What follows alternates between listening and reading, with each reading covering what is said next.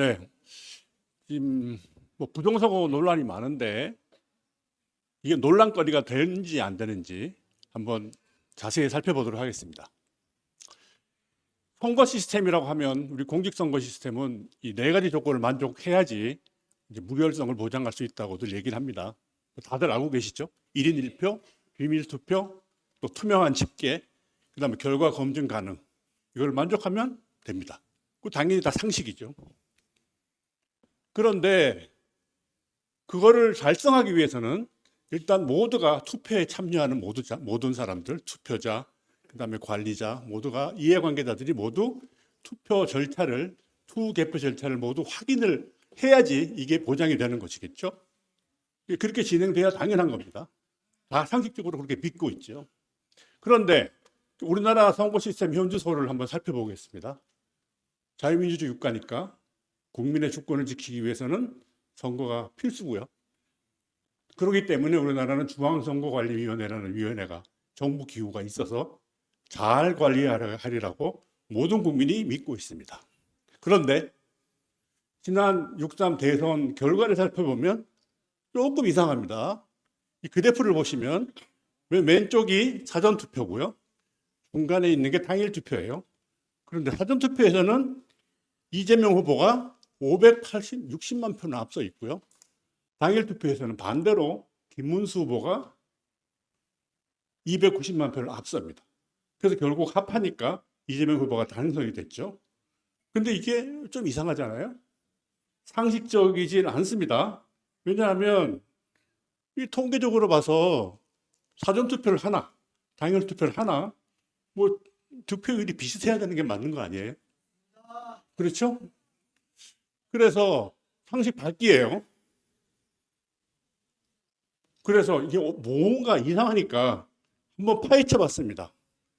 도대체 중앙선거관리위원회 선거 시스템이 어떻길래 이런 현상이 발생할 수 있었을까? 한번 분석을 해봤습니다. 그러니까 첫 번째 취약성을 살펴봤더니 투표지 분류기예요. 투표지 분류기는 자동 기계죠. 사람이 분류를 하면 눈으로 여러 명이 확인을 하기 때문에 분류가 잘못될 수가 없습니다. 서로 체크를 하니까. 하지만 기계로 빨리 분류를 하게 되면 그게 가능해지거든요. 왜냐하면 사람이 너무 빨리 분류하게 되면 확인이 다 안 되기 때문에. 그래서 개표 조작이 가능합니다. 그래서 우리나라 투표지 분류기를 살펴보면 이렇게 생겼고요. 뭐 자동으로 다 개표를 해서 결과를 딱 내줍니다. 그런데 투표지 분류기가 이 분류하지 못하는 표도 있어요. 이거 뭔 모르겠다 하고 내면 그거를 갖다가 이제 어쩔 수 없이 수개표로 또 개표를 합니다. 이 수개표하는 대상이 되는 게 전체 투표지 한 2% 정도 됩니다. 소량이죠. 그러면 전자개표가 성공적으로 개표를 한 결과나 잘 분류를 못해서 수개표를 한 결과나 같아야 되겠네 하는 것은 상식입니다. 같아야 될 것 같아요. 네. 그럼 한번 살펴봤습니다. 이제 투표 유형이 여러 개 있기 때문에 당일 투표, 관내 사전 투표 이렇게 있는데 당일 투표가 반이 넘고요. 나머지는 관내 사전 투표가 한 30%가 넘고요. 관내 사전 투표가 한 12% 정도 됩니다. 그래서 이 나머지 제외 투표나 거소선상 투표는 1%가 안 되기 때문에 제외하고 이 세 가지만 이제 살펴봤어요.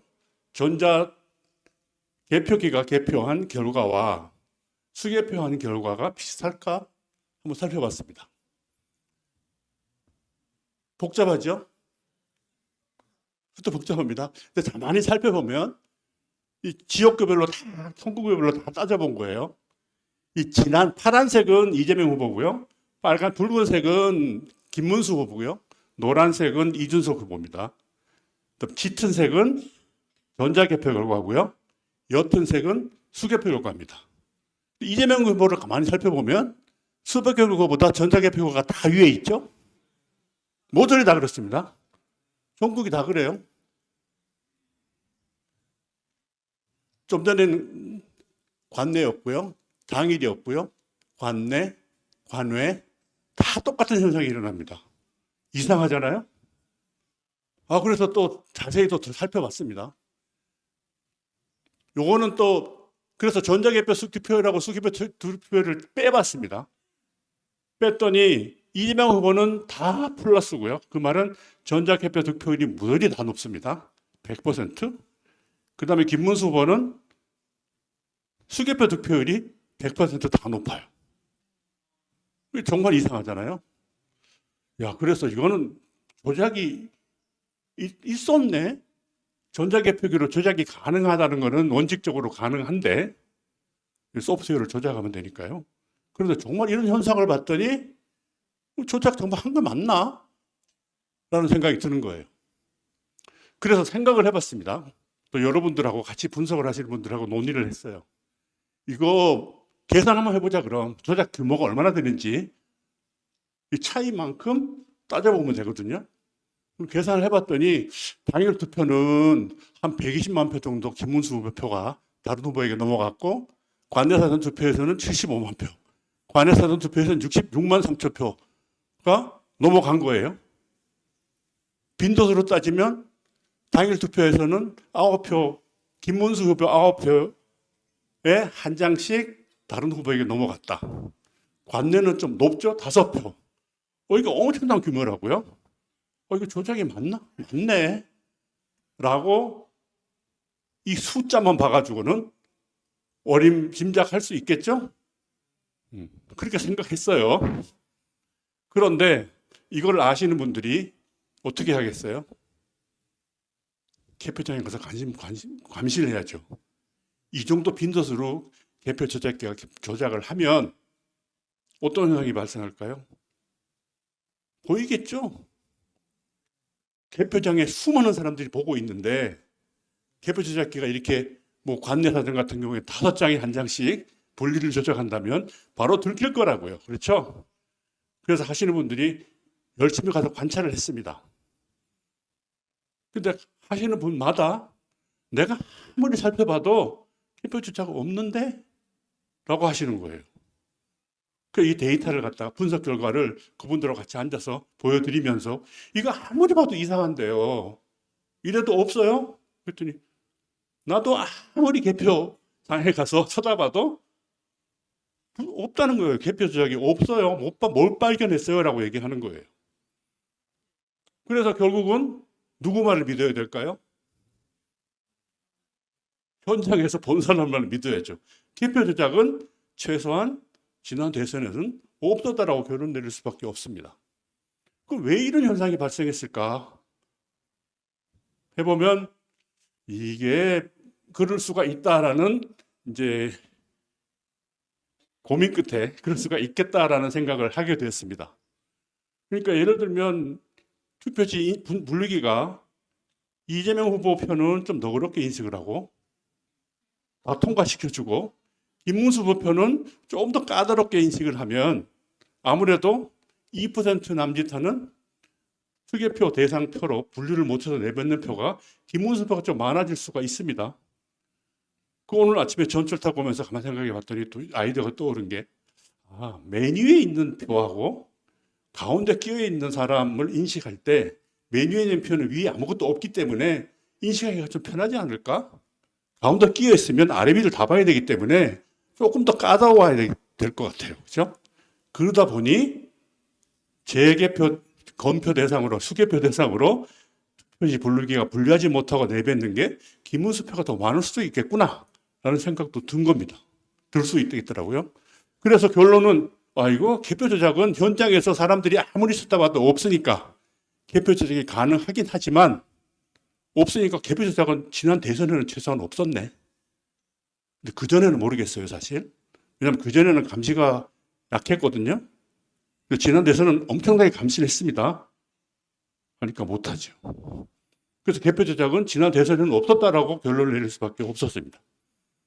자, 그러면 이제 분류기는 그렇다 치고요. 취약하지만 지난 대선에는 괜찮았네. 또 취약점이 또 하나 있습니다. 사전투표 시스템입니다. 사전 시스템은 이제 며칠 전에 투표를 미리 하는 거죠. 어떤 문제가 있냐면 투표 조작을 가능하다는 게 있습니다. 투표 조작이 뭐냐? 투표하지 않은 사람을 투표한 것처럼 유령표를 만들어서 투표함에 집어넣는 것. 이걸 이제 표 더하기, 유령표 더하기 조작이라고 하고요. 그 다음에는 투표함 자체를 조작할 수 있겠죠? 미리 투표함을 만들어 놓고 바꿔치기를 하거나 아니면은 투표함에서 특정 후보의 투표지를 빼내고 위조표를 집어넣고 이런 경우가 이제 투표 조작이라고 합니다. 자, 당일 투표를 생각해 볼까요? 당일 투표는 당일날 이제 다 해보셨으니까 알죠? 자기 지정 투표소로 가서 신분증으로 본인 확인한 다음에 그 다음에 임명부에 사인하고요. 그 다음에 투표용지 받아 투표하죠. 그렇게 되면 반드시 실제로 투표한 사람만 투표한 것으로 기록이 되고 그 사람만 투표용지를 받아서 투표함에 넣습니다. 하기 때문에 유령표 더하기 조작을 절대로 할 수가 없을 겁니다. 그렇겠죠? 그 다음에 투표 종료하게 되면 당일이니까 바로 투표함을 개표소로 이동을 시켜서 개표소에서 바로 개표를 하게 되기 때문에 투표함을 조작할 수가 시간이 별로 없겠죠. 따라서 당일 투표는 투표 조작이 어렵다고 보는 게 맞습니다. 하지만 사전 투표는 다릅니다. 사전 투표는 시스템이 이렇게 되어 있어요. 해보신 분은 알겠지만 사전 투표소에 가면 사전 투표 용지 발급기가 있습니다.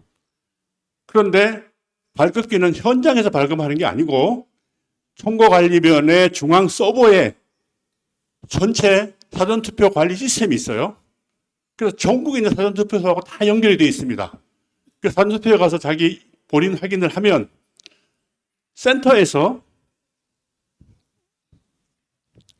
이 선거의 명부를 갖다가 확인한 다음에 사전투표지를 발급을 합니다.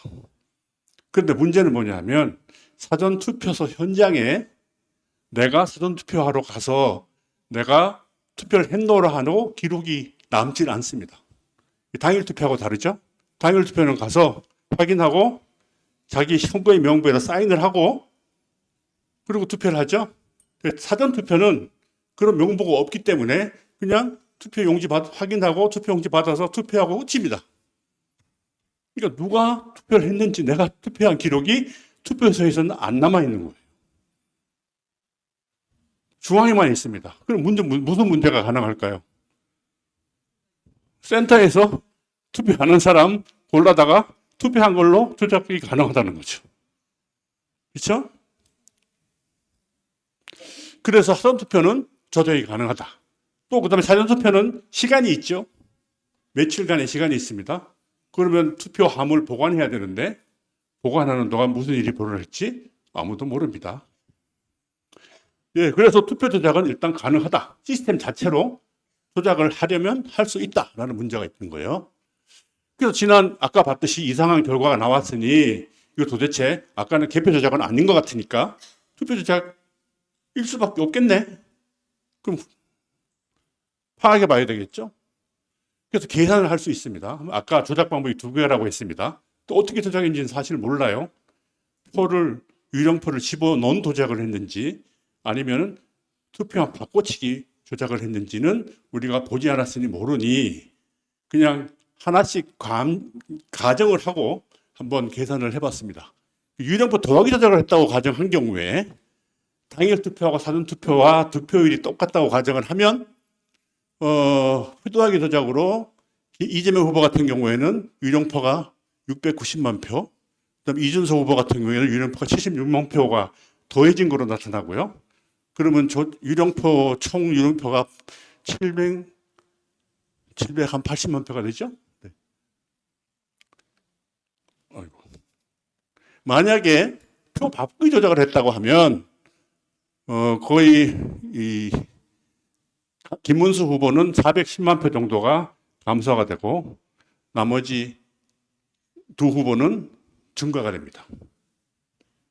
이거는 전체적으로 이제 다 총 합계를 가지고 이제 추정해 본 결과고요. 이 지역마다 지지율이 다 다르기 때문에 지역마다 자세히 좀 살펴볼 필요가 있겠죠. 전체를 보면 이 대의소 법칙이 성립돼야 된다는 말은 사전투표나 득표율이나 당일투표 득표율이나 비슷해야 되는 게 정상인데 여기 다 보면 알겠지만 전혀 그렇지가 않습니다. 당일투표에서는 김문수 후보가 압도적으로 우세하고 사전투표에서는 모두 이재명 후보가 비율은 다르지만 다 우세합니다. 그래서 결과가 그렇게 나온 거고요. 차이도 거의 전체 합하면 차이가 이 왜곡으로 인해서 20% 정도 차이가 납니다. 그래서 따져봤더니 당일 투표율은 이 빨간색이 김문수 후보예요. 당일 투표율은 전국적으로 모두 김문수 후보가 거의 대부분 앞섭니다. 광주와 전북, 전남을 제외하고. 그렇죠? 관내 사전투표하고 비교를 해보면 이게 좀 복잡하니까 관내 사전투표하고 당일 투표를 비교해보면 이재명 후보는 모두 당일 투표가 관내 사전투표가 다 높고요. 100% 높습니다.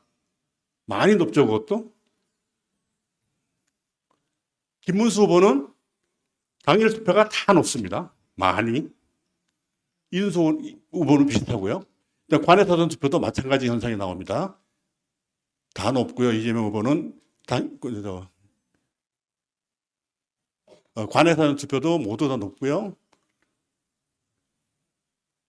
이 김문수 후보는 당일이 다 높고요. 이준석 후보는 관내 사전투표가 조금 높습니다. 전체적으로. 대외도 마찬가지고요. 거소선상도 다 비슷하게 나옵니다. 빨리 진행하겠습니다. 그래서 이게 도대체 그러면 그 규모를 파악할 수 있어야 될 거 아니에요? 그런데 다행히도 벌써 지난 총선 때 이 인하대 허병기 명예교수님이 선거 결과를 가지고 분석을 하셨어요. 관내 사전투표와 당일투표의 차이를 가지고 어떤 패턴을 발견하셨습니다. 여기 오른쪽에 그래프가 5개가 있는데요.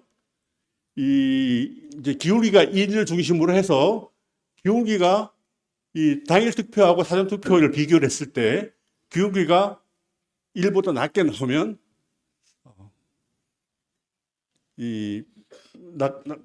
기울기가 낮게 나오면 표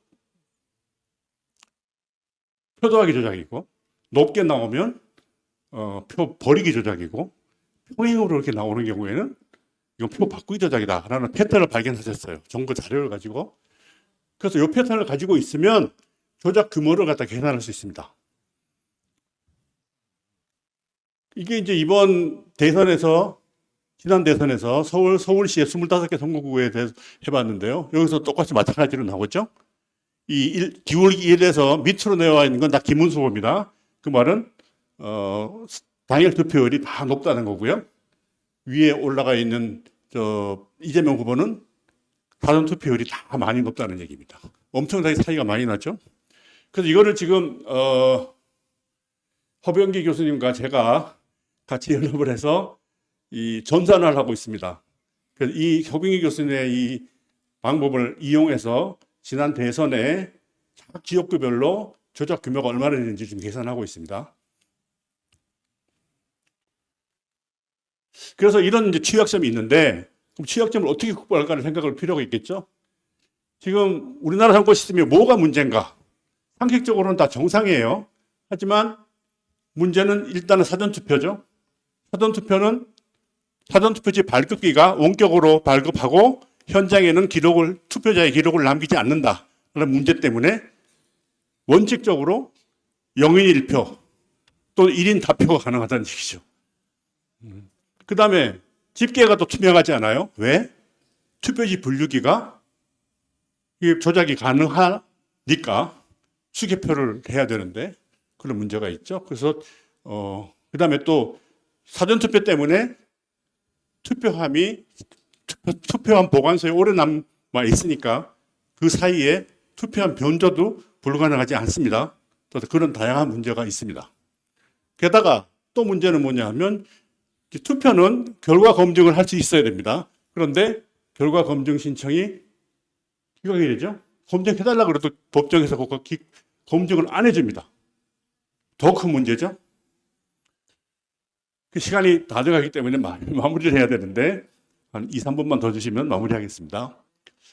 그런데도 불구하고 지금 이 중앙선거관리위원회에서는 전자 투표 시스템을 도입을 했어요. 그래서 지금 그 홈페이지에 가면 통반장 선거 이런 선거에 전자 투표 시스템을 이용하세요 하고 홍보를 하고 있습니다. 그런데 이 정보치 시스템을 우리나라에서 개발한 거예요. 저와 같은 전공인 대학 교수님이 개발하셨습니다. 그래서 벤처기업도 만들고 앱도 만들고 여기 납품했어요. 중앙선거관리위원회에. 그 다음에 이분이 어떤 걸 근거로 이 시스템을 개발했냐 하면 국제적으로 제일 유명한 보안 컨퍼런스인 학술대회에서 발표를 하고요. 그러니까 인정을 받은 논문 내용이겠죠? 그걸 기반으로 이 시스템을 만든 거예요. 근데 문제가 많습니다. 뭐 다 기술적으로 가능하긴 하지만 문제가 오른쪽에 나와 있는 대로 소프트웨어, 집계 소프트웨어 변조도 가능하고요. 그 다음에 선거인 명부 변조를 하는 거에는 대책이 없고요. 그 다음에 제일 큰 문제는 뭐냐 하면 이 시스템이 좀 새로운 기술을 이용해서 인정한다고 하지만 우리가 일반적으로 종이 투표를 하면서 보장할 수 있는 일단 종이 투표에 자기가 기표한 다음에 투표함에 싹 집어넣으면 완벽하게 비밀이 보장되죠. 내가 누구한테 투표했다라는 건 본인밖에 모릅니다. 다른 사람한테 내가 누구한테 투표해서 사랑해봐야 그거를 증명할 길은 없어요. 근데 이 시스템은 그거를 증명한다는 게 문제입니다. 왜냐하면 그 매표가 가능하니까요. 하여튼 그래서 이 투표 시스템은 전자투표 시스템은 절대로 안 되고요. 이 미국 유명한 로날드 리버스라는 교수님이 소프트웨어 인디펜던스라는 개념을 이제 하셨는데요. 선거 시스템은 소프트웨어에 의존하면 안 된다는 겁니다. 의존하는 게 어느 정도를 벗어나면 안 된다는 거예요. 의존하지 않도록 만들어야 되는데 그렇게 만드는 방법은 뭐 별로 없습니다. 사실은. 네, 그래서 이게 이제 여기서 이제 소프트웨어 보수주의와 진보주의가 차이가 나는데요. 보수주의는 이 모든 걸로 소프트웨어로 해결하려면 안 된다. 우리가 할 수 있는 것, 최소한 신뢰하고 안전한 것만 소프트웨어로 우리가 활용해서 써야 되고, 만약에 그러면 안 하려고 하는 게 소프트웨어 보수주의고요. 소프트웨어 진보주의자들은 무조건 새로운 걸 모두 소프트웨어로 만들려고 보는 겁니다. 신뢰나 안전은 고려하지 않고 그냥 효율과 편의성만 추구하는 거죠. 그 투표 시스템은 그 중에서도 가장 보수주의적으로 소프트웨어를 활용해서 써야 되는 그런 분야 중에 하나입니다. 그래서 지금 시간이 초과돼서 무결점 선거 시스템 다 아시죠? 네. 그래서 이게 더 절차가 단순하고 뭐 투표지 분류기니 또는 뭐 사전 투표 발급기니 이런 기계는 쓰면 안 됩니다. 그래서 이 만화를 미국에 나온 만화인데 제가 번역을 해서 그려봤는데 굉장히 재미있습니다. 나중에 자료를 공개하면 보시기 바랍니다. 지금 시간이 돼서. 그래서 결론은 종이투표 다수하고 당일날 투표소 현장에서 수개표를 해야 된다. 그게 답입니다.